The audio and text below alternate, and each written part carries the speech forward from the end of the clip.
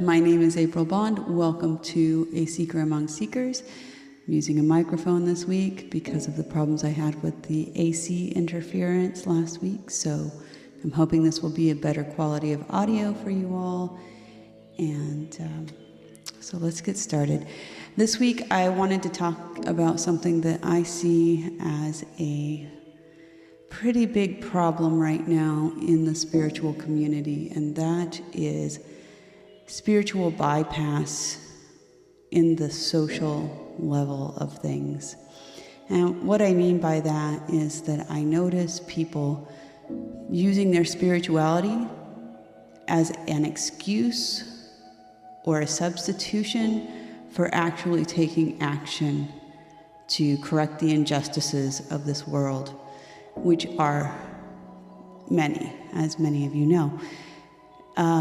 So let's start here. I have some notes.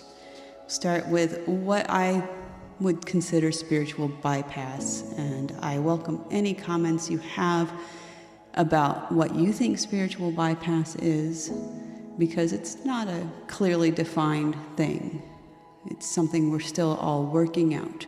First, I would say that spiritual bypass is using your spiritual practices to avoid doing your shadow work.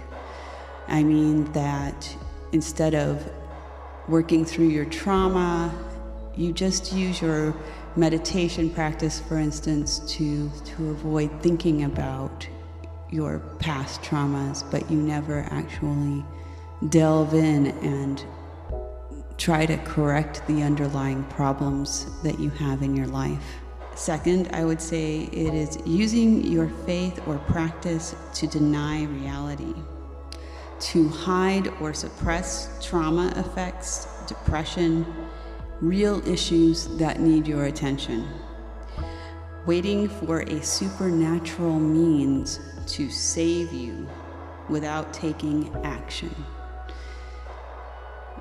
Sometimes it's great to use prayer and meditation to remind yourself of what you want to focus on.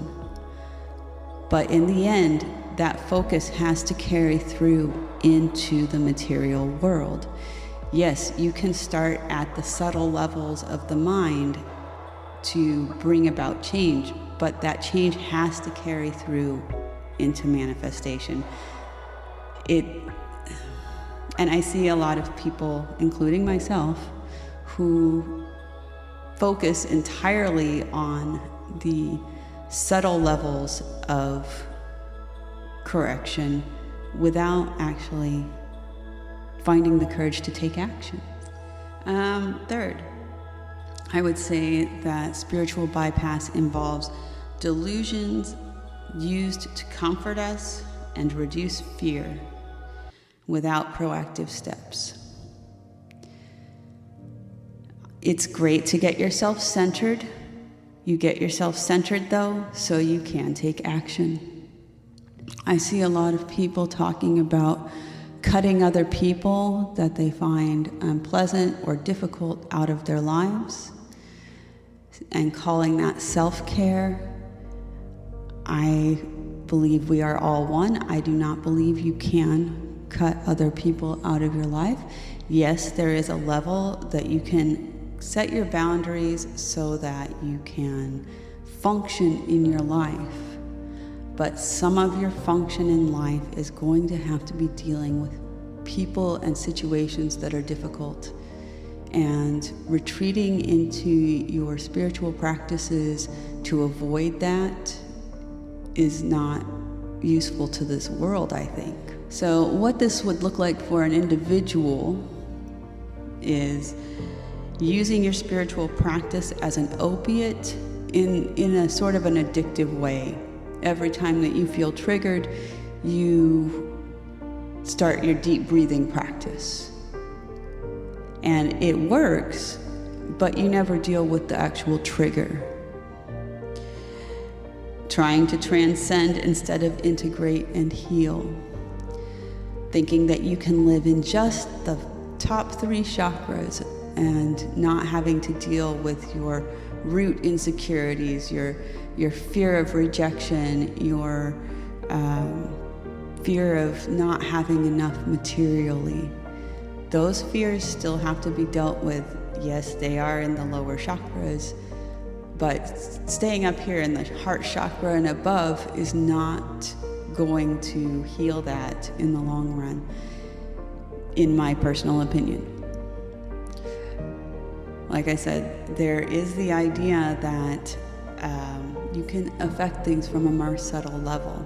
You start at the Anandamaya kosha, if you're familiar with the koshas, the sort of bliss body, and you work down through the wisdom body and the intellectual body and the emotional body. But eventually it has to work its way into the physical body and out. Also, obsession with the tools of divination or manifestation practiced without honest alignment or dealing with the internal resistance. This is a trap that I have gotten in several times, where I just do tarot card reading after tarot card reading to try to sort out a situation.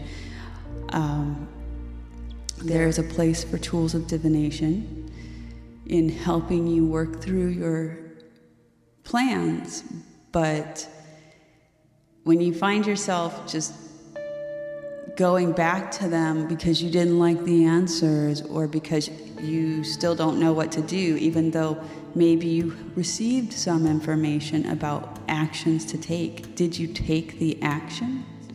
Or did you just go back to the cards and ask again? I get into this myself a lot, like I said. And lastly, a fear of taking concrete action. For me, this is something that I talked about a little bit in the last video about my reluctance to cast spells. And that is that I, deep down, a lot of times don't feel like I know what to do.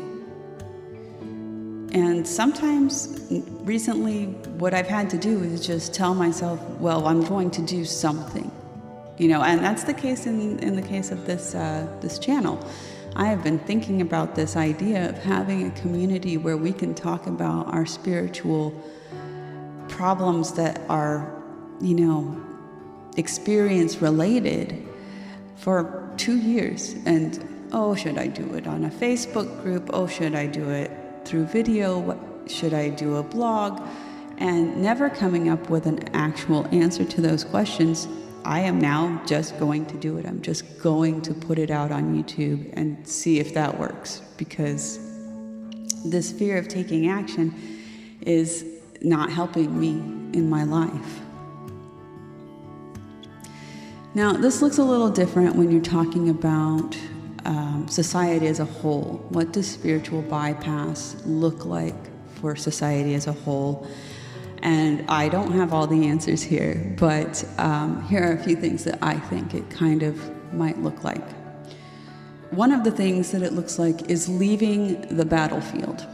And I think about this in terms of the Bhagavad Gita, which is a story about Arjuna, who is he's a warrior. That is who he is, what he is. And he is involved in a war where he is on one side and all of his cousins are on the other side. And he wants to back out. He does not want to fight. And Krishna comes and guides him and talks to him about yoga. And when I first read this book, I was shocked to see a book that is based in a tradition that's their first principle is nonviolence, talking about, no, you have to go into battle. You are a warrior, that is your nature, and this is what is at hand, and it's necessary that you take part. And I remind myself of this all the time now. This is a great spiritual lesson for me, because I tend to back away from conflict. I think a lot of us do, especially those of us who are very sensitive. We don't want to feel the other person's pain. We don't want to cause pain. we don't want to engage with our anger, but our anger sometimes is a righteous anger. I consider our emotions to be a sort of guidance system, and anger is part of that guidance system. It's telling you something needs to be fixed. And when you suppress it or when you push it away, the things that need to be fixed don't always get fixed. The second thing I would say is that we retreat into thoughts and prayers language. You know, we don't take a side, we won't take a stance. We just say, well, I'm going to meditate on it, or I'm going to send positive energy. That positive energy at some point has to come out into action. It has to come out into action, because this is the world that we have decided to live in. You know, at least I believe that we elected to come to this plane of existence and experience this human experience. And some of that means that when we see injustice, it doesn't sit well with us, and we have to do something about it. Another thing that I see in the spiritual community is leaving the dirty work for the less spiritual people, and sort of blaming less spiritual people for the situation. Well, I don't have any violence in my heart, but violence still exists in the world, and the only thing that I can do to help that is pull away from that violence and sit to the side. And I understand, and I think that there is some wisdom in that you don't want to get sucked in. It's important not to get sucked into that. It really is. It's important to remain centered, to not let the anger be the driving force, but rather the indication of what needs to change. But it still has to change. But you still have to take action. The fourth thing that I see is victim blaming. Doing nothing because someone's suffering is a choice that they made, a contract that they brought into their lives. And you don't know that. Maybe you, like I, have a belief that people have spiritual contracts when they come into this life. I do believe that. But what I don't know is what my contract is with them. Am I supposed to do something about their suffering? Am I supposed to help them? Is that part of the contract? Or is the contract just they suffer and I leave them alone? I don't really think that's the contract that we make. We are one. We are here to help each other through our suffering. And we can't just push the responsibility onto people who are suffering. They need help. They came here to receive help. Somebody, maybe me, is supposed to provide that help. And lastly, something I'd like to bring up, that because I hear this coming from people, this I'm going to abstain from the things that I don't like in the world idea a lot. And the question I have for you is, what spiritual teacher can you point to who did that, who became enlightened and then retreated into living in a cave and doing nothing for humanity? Jesus Christ didn't do that. He healed the sick. He fought against social injustice and oppression in his political situation.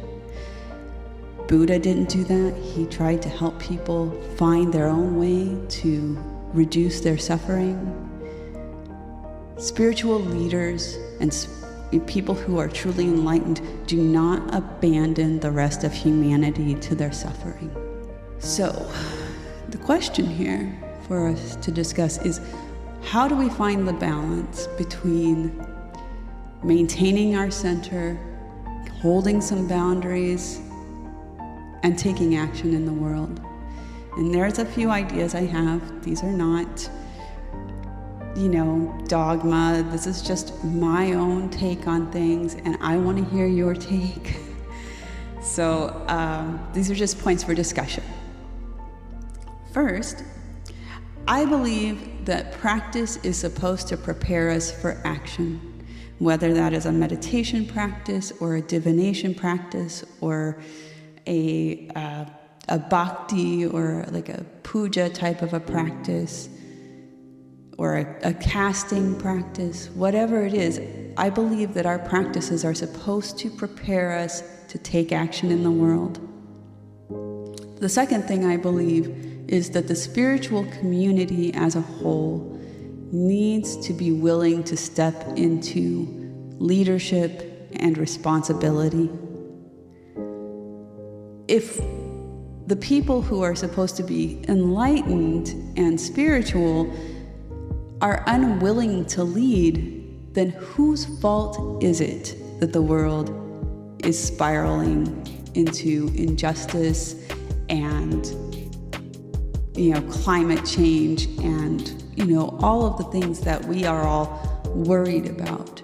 Whose fault is it if we step back and leave the less aware people to fend for themselves?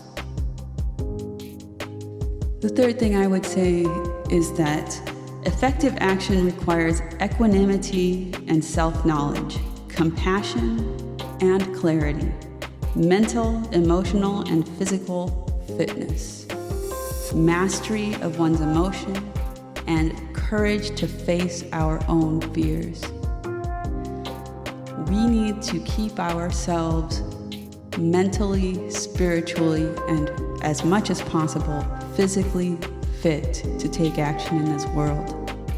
That may mean a yoga practice, that may mean a running practice, that may mean taking time for yourself at certain times of the day to recenter yourself and rediscover what you need to be doing right now. At your lunch, maybe taking a few minutes to reassess where you are in your priority list and recenter to figure out your next steps. Lastly, I would say that balance involves the ability to see multiple points of view and a willingness to include all of creation in your efforts to find solution. So not just what would be best for me, not just what would be best for my family, but even in small decisions, whether or not you're going to buy a mango, for instance, in out of season, something as small as that, is that the best you can do for your body, for your community, for the planet? And trying to make that a focus in as many decisions as you can. I'd like to talk a little bit here. I might make a separate video on this because it's a pretty important topic to me, but I'd like to mention here toxic positivity. One, we can't find solutions to problems that we won't admit exist and that we won't look at in very focused ways. In order to know what the solution is, you have to know the problem intimately, in my opinion. This is the base of shadow work, is being willing to look, bringing the light of consciousness to a problem so that it can heal, so that you can move forward. I think that toxic positivity has a lot to do with feeling overwhelmed by problems. Seeing that you can't solve all of the problems that you see and feeling helpless makes you want to retreat and press those things as far away from you as you can. But as I said, you cannot find solutions to problems that you are unwilling to examine. And small changes may be all that are necessary. In fact, in the end, aren't all changes small changes. Things that seem overwhelming may be solved by something as simple as having a better daily routine, or having a person to talk to bounce ideas off of. So in closing, I'd like to say that we should find where we can take action and take it as bravely as you possibly can. Maybe you have to psych yourself up for it. Maybe you have to calm yourself down for it. But find a way to take an action and let go of situations that seem out of your control. You still have to look at those situations that you think are out of your control. You still have to contemplate them, because you never know. You may come upon a solution suddenly. But sometimes that happens when you let go. Sometimes you think about something and you can't think of any kind of a solution for it. You don't know what to do next, and you just let it rest for a few minutes, and one day you wake up and suddenly you know what the next action is. So there is a little give and take in taking action and contemplating action. Another suggestion would be to meditate on possible actions to take and take back your power. Once we start taking back our power, even in the smallest details in our lives, we often find that we feel so much more confident. We feel so much more capable. We realize finally that we can do it. We can do it. Continue to improve your fitness to act through practices and work at more subtle levels to align yourself and prepare for more concrete action. Yes, we do have to prepare ourselves. We have to train our minds. We have to learn how to control our emotions without suppressing them, how to listen to that guidance system, but not be overwhelmed by the feelings, especially those of us who are very sensitive. How to feel what other people may be feeling and not be overwhelmed by their suffering even is something that we need to learn to do. And lastly, I would say we need to connect with each other more. A lot of people, myself, biggest offender here, we tend to isolate. We tend to say, oh, I'm a solitary witch, or, we just do our home practices and try to get by in our lives.